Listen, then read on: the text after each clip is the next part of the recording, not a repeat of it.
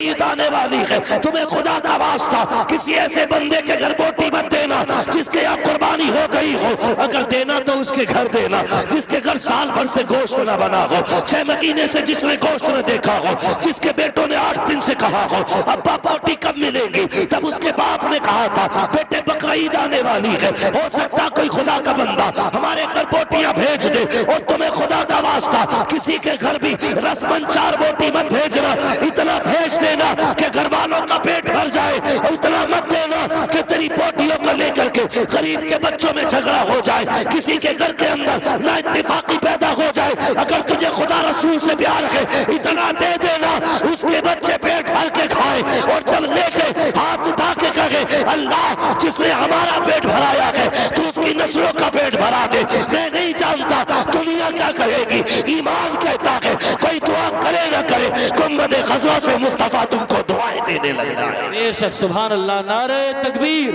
नारे रिसालत, मसलके आला हजरत, जलसाए साले सवाब, नारे तकबीर। अरे ये बकरा ईद हम लोग तो रस्मन देते, कहना भाई बोटी दिया खाला के घर, और खाला का फ्रिज पहले से भरा पड़ा है, मामू के घर दे के आओ, मामू ने पहले पूरा एक कटरा पैक कर रखा फ्रिज में। वो गरीब जिन्हें साल भर से पेट भर के गोश्त नहीं मिला, जिनके बकरीद के दिन भी घर में दाल बनती है, जिसकी पड़ोस में बकरीद के दिन दाल बने, मुझे बताओ वो खुदा को क्या जवाब दे। यही कि काटा मैंने था, पाए सीरी मैंने 15 दिन तक खाए थे, इसे बकरीद कहते हो? 8 दिन फ्रिज में रख के खाते हो, कहते हो ये इबादत की है? इबादत ये नहीं थी यार, सबसे बड़ी इबादत तो ये थी कुर्बानी तूने की थी। पहली बोटी निकल के किसी गरीब के दस्तरखान पे जाती, उसका बच्चों का पेट भर जाता, तेरी ईद हो जाती, उनकी भी ईद हो जाती। ये काम करेंगे इंशाअल्लाह। ये जो रस्मन 4 बोटी प्लेट में रख के देते हो दोगे, इतना देना जिससे भला पूरा हो जाए। कई बार ना ऐसा होता है हजरत, लोग ना मीठा तकसीम करते हैं, तुझसे किसने कहा जबरदस्ती मीठा बांटा, किसने कहा तुझसे? 3 लड्डू भेज दिए, घर में 5 आदमी, 5 बच्चे किसी के, और तुमने 5 लड्डू भेज दिए या 4 भेज दिए, तो बच्चे ही होते हैं ना। सोचा करो जरा, ये छोटी बातें हैं लेकिन ये बातें बड़ी हैं। आपने 4 लड्डू भेज दिए, 5 बच्चे किसी के, वो माँ बाप क्या करेंगे जिनके 5 बच्चे, तुमने 3 लड्डू दिए? तो लड़ते बच्चे, नहीं मुझे खाना, नहीं मुझे खाना। तूने खुशी तकसीम नहीं की, तूने अपनी खुशी से किसी के घर में आग लगाई। तुझसे किसने कहा था 3 लड्डू लेके आ? अरे खुद ही खा लेता घर में बैठ के, कम से कम गरीब के घर में आग तो नहीं लगती। मैं जानता हूं 3-3 बोटियां थैली में बांध के बांटी जाती है। क्या करेगा गरीब 3 बोटियों का? 5 बोटियों का क्या करेगा? तेरा बकरीद में पेट नहीं भरा? याद रखो, ये मसला भी याद रखना, जो गोश्त खाने के लिए से कुर्बानी करता है उसकी कुर्बानी नहीं होती। सिर्फ अल्लाह की रजा के लिए कुर्बानी करो। और ये भी याद रखना, 7 हिस्से जानवर में जिसमें होते हैं, अगर एक हिस्से वाले की नियत गोश्त की हो तो बाकी 6 की भी खराब हो जाती है। बहुत होश से कुर्बानी करनी है, और जरूरी नहीं है कि तू 80 हजार का बकरा ला के बांधे तमाशा बनाए। कुर्बानी का मतलब तमाशा नहीं है, कुर्बानी अल्लाह रसूल की रजा के लिए होनी चाहिए। करेंगे इंशाअल्लाह, गरीबों का हिस्सा रखेंगे। ये ख्याल करें, कुछ ऐसे भी लोग हमारे समाज में जिनके घर 8-8 दिन से गोश्त नहीं आया, शायद इसी बकरीद का इंतजार करें। मेरे हुजूर ने कितना प्यारा इस्लाम दिया, कितना प्यारा दीन दिया। फरमाया खबरदार, या तो इतना पकाओ कि पड़ोस में भी दो, वरना ऐसे पकाना कि तेरे गोश्त की खुशबू तेरे पड़ोसी के बच्चों तक न पहुंचे। फरमाया अगर अच्छी चीज लाया करो ना तो अपने बच्चों को खिला के उसके छिलके राह में मत डालना। कहीं गरीब के बच्चों की नजर पड़ गई ना और उन्होंने अपने बच्चों से सवाल कर दिया, वो गरीब ना दे सका तो बच्चों का सामना कैसे करेगा? ये है हमारा इस्लाम, ये है हमारा दीन, जो गोश्त और खाने की अच्छी ग़िज़ाओं को भी किसी को दिखा करके खिलाने की इजाजत नहीं देता, वो किसी को जलील करने की इजाजत कैसे दे सकता है? खुद सोचो जरा। हम अपने रब को नहीं पहचानते। अल्लाह के खलील खड़े, यार मेहमान बन जाना मेरा, मैंने 3 दिन से कुछ नहीं खाया, चल मैं तेरे साथ खाऊंगा। आया बंदा बैठ गया, आपने फरमाया चल। जैसे लुकमे के लिए हाथ उड़ाया, कहने लगे ठहर, पहले मेरे रब का नाम ले फिर खाना। पहले मेरे रब का नाम ले फिर खाना। उसने कहा कौन है तुम्हारा रब? का मेरा रब है अल्लाह। उसने कहा मैं तो नहीं मानता उसको। जब मैं तुम्हारे रब को नहीं मानता तो उसका नाम क्यों लूं?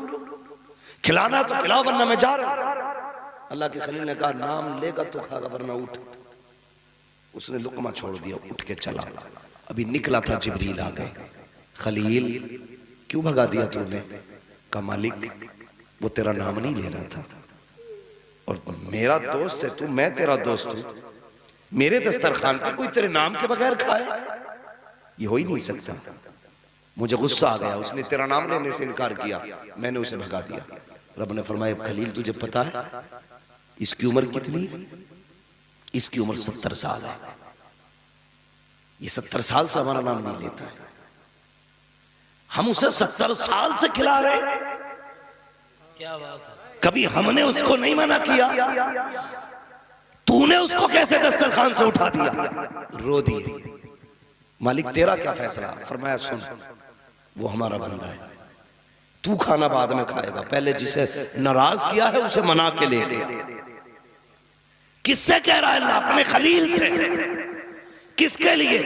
ऐसे बंदे के लिए जो काफिर है, कलमा नहीं पढ़ता, खुदा को नहीं मानता। खलील पहले मना के ला, अल्लाह के खलील उठे हैं, जाके हाथ पकड़ा, यार राजी हो जा, लौट चल, वापस चल, मेरे साथ खा ले। उसने कहा मैं खा तो लूंगा लेकिन तुम्हारे रब का नाम नहीं लूंगा। आपने कहा तेरी मर्जी, मत ले मेरे रब का नाम, मगर चल खा ले। उसने कहा बता तो इब्राहिम, अभी तेवर बदले हुए थे, अब लहजा बदला हुआ है। बात क्या है? कल तो कह रहा था कि इसका नाम नहीं लेगा तो खाना नहीं दूंगा, अब क्यों आ गया बुलाने के लिए? रो के खलील ने कहा था, और जिस रब के नाम लेने से तो इनकार कर रहा है, उसी रब ने कहा है अगर खाना है पहले उसे मना के ला, अगर वो खाएगा तब खलील तू खाएगा। उसने इतना सुना, चीख निकली, कहने लगा वाह रे रब, जब मैं तुझे प्यार नहीं करता तो तू इतना प्यार करता है, अगर मैं तुझसे प्यार करूंगा तो तू कितना प्यार है। नारे तकबीर, नारे रिसालत, मसलके आला हजरत मुफ्ती हम्माद साहिब किबला, नारे तकबीर, नारे रिसालत। आवाज आती है दिल तो क्या चीज है, हम रूह में उतरे होते, तूने चाहा ही नहीं चाहने वालों की तरह। तूने चाहा ही नहीं चाहने वालों की तरह। अपने रब से रिश्ते मजबूत करो, वो इतना करीम है, अगर वो काफिर को टुकड़े दे सकता है तो तुझे नहीं देगा? राजी करो अल्लाह। और एक बात और, आखिरी बात, वक्त बहुत ज्यादा हो रहा है भाई, सुने, अभी थके तो नहीं आप लोग? चले थोड़ी देर आगे, जरा कह दे या रसूल अल्लाह। अल्लाह सलामत रखे। बस मैं अगली बात करने लगा। मैंने कहा था कि कभी कभी दुआएं बड़ी काम कर जाती हैं, जो काम दवाएं नहीं करती वो काम दुआएं कर जाती हैं। हाँ, कारी सलामत साहब ये उस जमीन से ताल्लुक रखते हैं जिसका इल्म से बड़ा गहरा ताल्लुक है। हाँ, हमारे पास एक बस्ती है अक्का, उस मिट्टी ने बड़े बड़े उलमा को जन्म दिया। हाँ, और बचपन से हमने उस जमीन की तारीखें पढ़ी भी हैं और सुनी भी हैं। मैं बड़ी बात कर रहा हूं, अक्का में अगर बदमाश भी हुए तो नमाजी, हाँ, बदमाश भी हुए तो नमाजी हुए, और नमाजी का अपना जलाल है। लोग बताते हैं जिन्होंने देखा अपनी आंखों से, वो कहते हैं कि साहब अगर बदमाश भी थे तो नमाजी इतने पक्के थे, चोरी करके कहीं से भी आ रहे हैं तो मुसल्ला बगल में ही रहता था। कुरान शरीफ जेब में, मुसल्ला बगल में, कभी नमाज कज़ा नहीं हुई।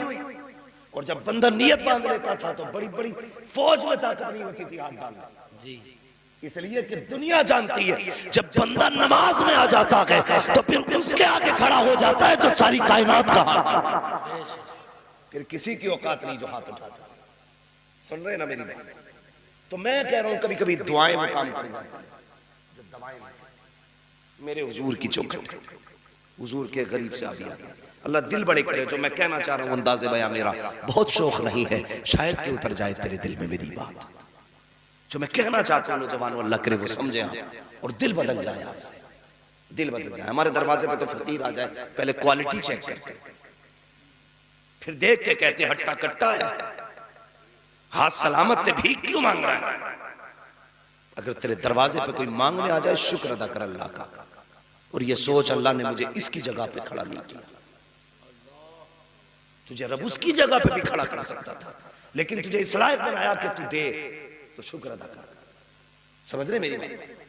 शुक्र अदा करना, कभी किसी को धक्के ना देना, दिल मत दुखाना किसी का।